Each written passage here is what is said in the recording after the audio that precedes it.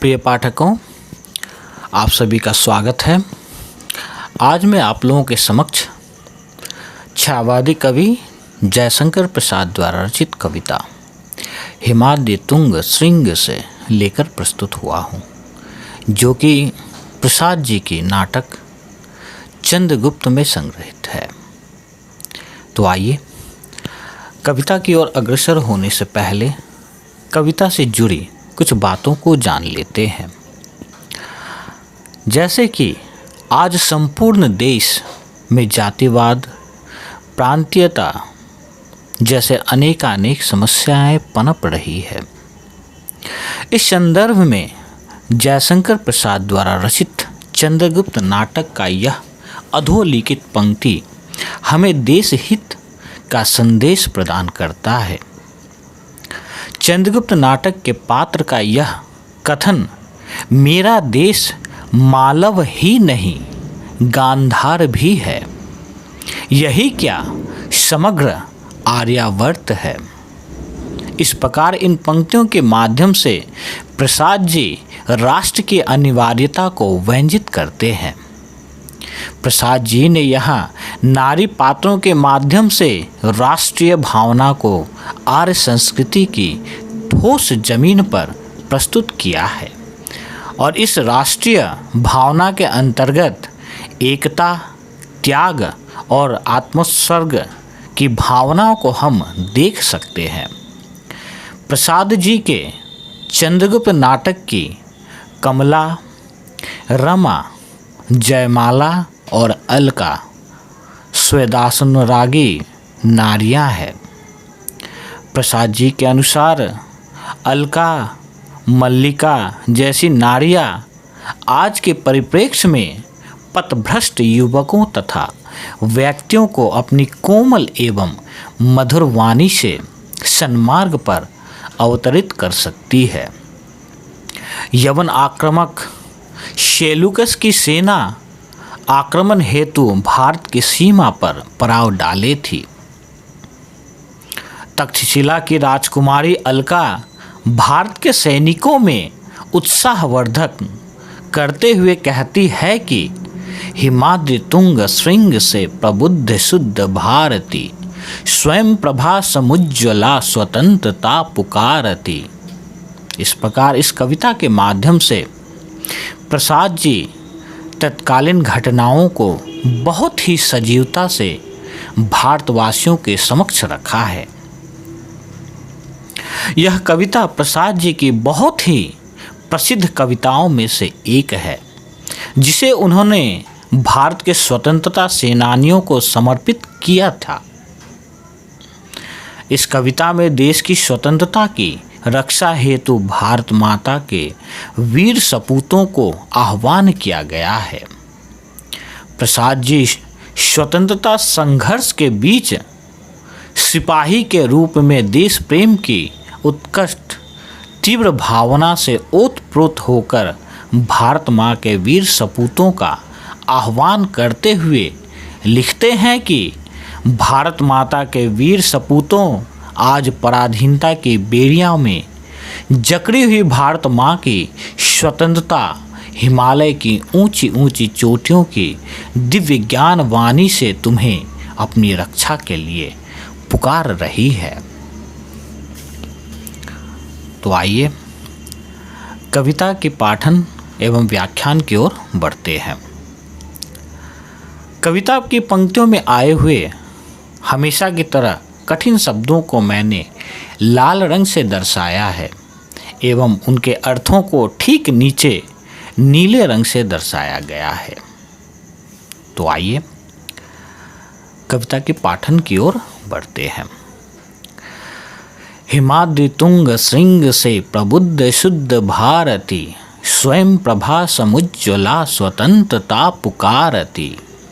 अमर्य वीर पुत्र हो दृढ़ प्रतिज्ञा सोच लो, प्रशस्त पुण्य पंथ है बढ़े चलो बढ़े चलो। तो आइए इन पंक्तियों की प्रसंग की ओर बढ़ते हैं। प्रसाद जी प्रस्तुत पंक्तियों के माध्यम से भारतवासियों को देश हित के लिए निरंतर आगे बढ़ने रहने के लिए प्रेरित कर रहे हैं। तो आइए पंक्तियों की व्याख्या करते हैं। प्रस्तुत पंक्तियों में प्रसाद जी कह रहे हैं कि हिमालय के उच्च शिखरों से अत्यंत सुशोभित भारत माता भारतवासियों को पुकार पुकार कर कह रही है कि हे भारतवासियों, तुम सभी अमर वीर और अपनी प्रतिज्ञा पर दृढ़ रहने वाले हो। तो हे भारत माँ के वीर जवान, हिमालय की चमकती चोटियाँ तुम्हें बुला रहे हैं।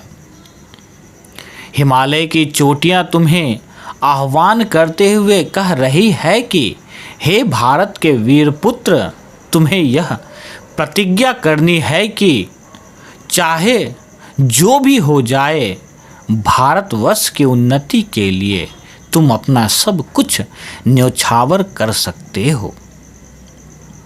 भारतवर्ष के उन्नति के पुण्य पथ पर तुम्हारे समक्ष इस पथ पर बिना डगमगाए निरंतर आगे बढ़ते चलना है।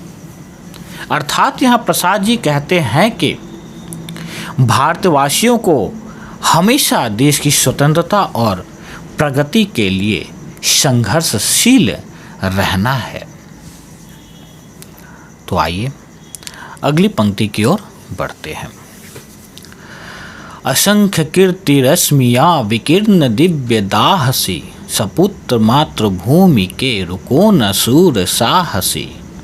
अराति सैन्य सिंधु में सुवार वाग्नि से जलो, प्रवीर हो जयी बनो बढ़े चलो बढ़े चलो। तो आइए पंक्तियों के प्रसंग की ओर बढ़ते हैं। प्रसाद जी यहाँ पुनः भारतवासियों को देश की स्वतंत्रता के लिए आगे बढ़ते रहने के लिए प्रेरित कर रहे हैं और साथ ही यह भी कह रहे हैं कि शत्रुओं के विशाल सेना के रहते हुए भी साहस मत छोड़ो, आगे बढ़ते रहो। तो आइए पंक्तियों की व्याख्या करते हैं।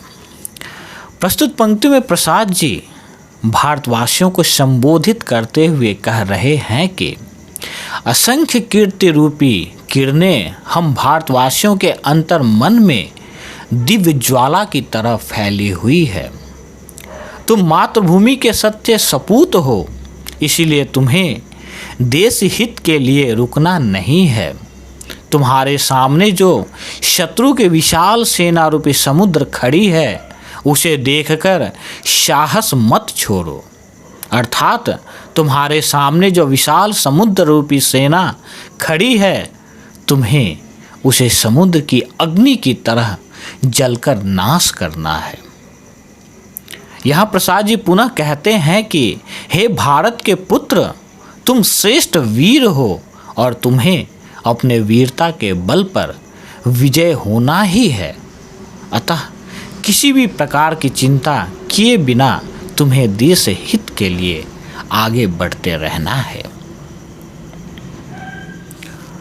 इस प्रकार प्रसाद जी द्वारा रचित इस कविता में प्रसाद जी के राष्ट्र प्रेम का भरपूर परिचय मिलता है।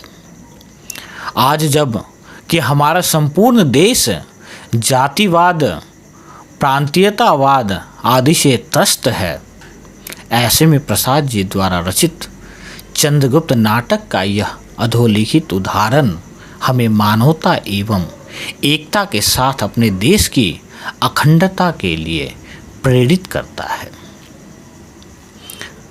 इस प्रकार मैं आशा करता हूँ कि आज का मेरा यह व्याख्यान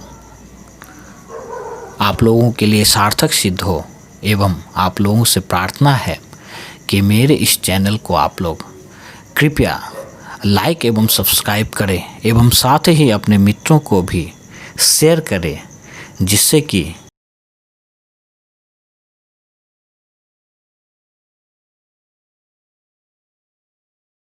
तक के लिए आप सभी से अलविदा कहना चाहूँगा। नमस्कार।